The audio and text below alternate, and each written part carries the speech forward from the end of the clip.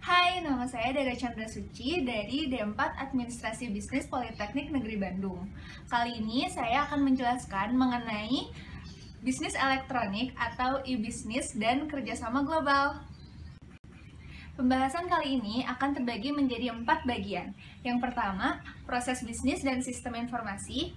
Yang kedua, jenis-jenis sistem informasi.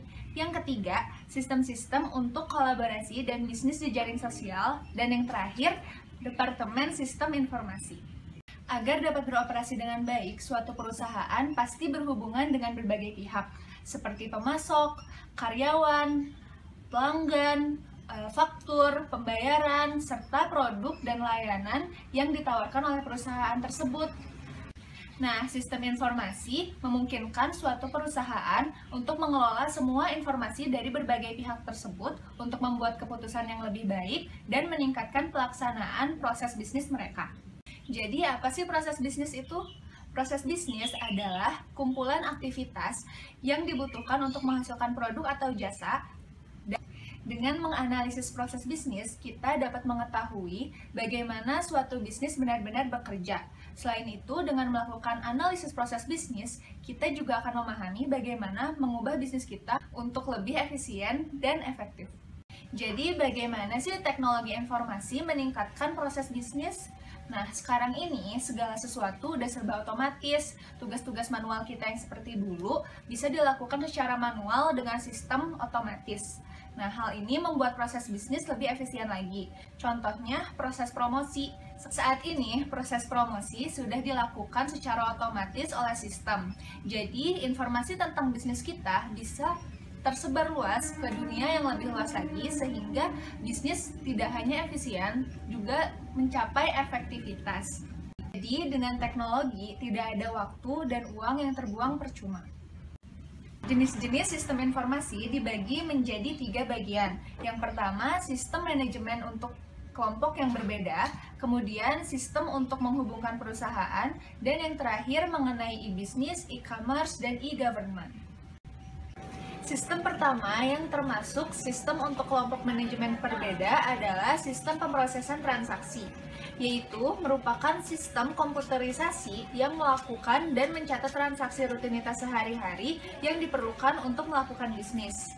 Tujuannya adalah untuk menjawab pertanyaan rutin dan untuk memantau arus transaksi di seluruh perusahaan. Selanjutnya mengenai sistem intelijen bisnis. Mereka fokus pada masalah yang unik dan cepat berubah, di mana prosedur untuk mendapatkan solusi belum tentu ditentukan sebelumnya. Selanjutnya, contoh lain adalah sistem pendukung eksekutif atau ISS. ISS membantu manajemen senior untuk membuat keputusan. Mereka menangani keputusan non-rutin yang membutuhkan penilaian, evaluasi, dan wawasan, karena tidak ada prosedur sebelumnya untuk dijadikan solusi. Mengenai sistem untuk membuat perusahaan saling terhubung. Dari semua jenis sistem yang telah dijelaskan sebelumnya, sistem-sistem tersebut memungkinkan untuk menimbulkan pertanyaan, yaitu bagaimana sih sebuah bisnis dapat mengelola semua informasi dalam sistem yang berbeda.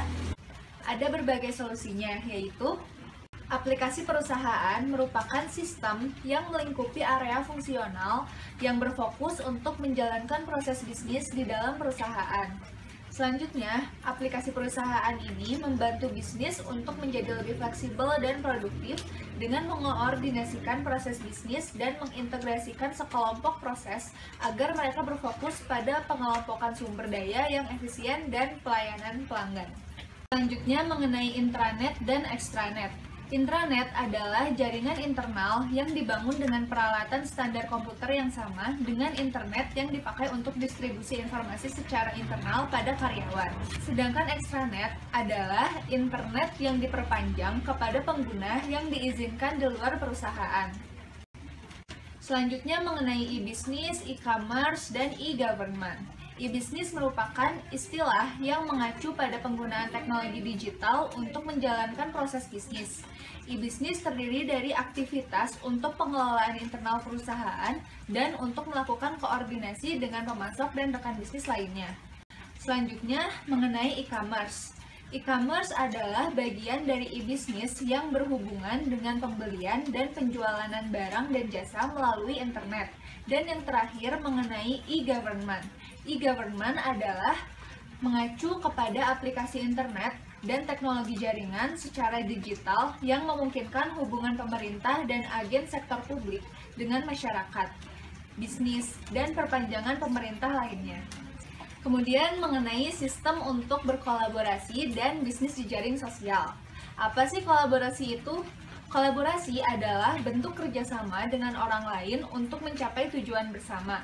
Misalnya, Anda berkolaborasi untuk suatu proyek dengan rekan lain yang memiliki keahlian yang berbeda. Hal ini akan menghasilkan pencapaian yang akan lebih maksimal juga. Bisnis jejaring sosial. Bisnis jejaring sosial adalah perangkat yang terdapat di dalam perusahaan untuk berhubungan dengan karyawan, pelanggan, serta pemasok. Tujuannya untuk memperdalam interaksi dengan kelompok-kelompok dari dalam dan luar perusahaan untuk memperlancar pendistribusian informasi, inovasi, dan pengambilan keputusan. Selanjutnya mengenai Departemen Sistem Informasi. Dalam semua perusahaan, Departemen Sistem Informasi adalah unit organisasi formal yang bertanggung jawab untuk layanan teknologi informasi. Departemen Sistem Informasi bertanggung jawab untuk menjaga perangkat keras, perangkat lunak, penyimpanan data, jaringan yang terdiri dari infrastruktur TI perusahaan. Terima kasih atas perhatiannya. Wassalamualaikum warahmatullahi wabarakatuh.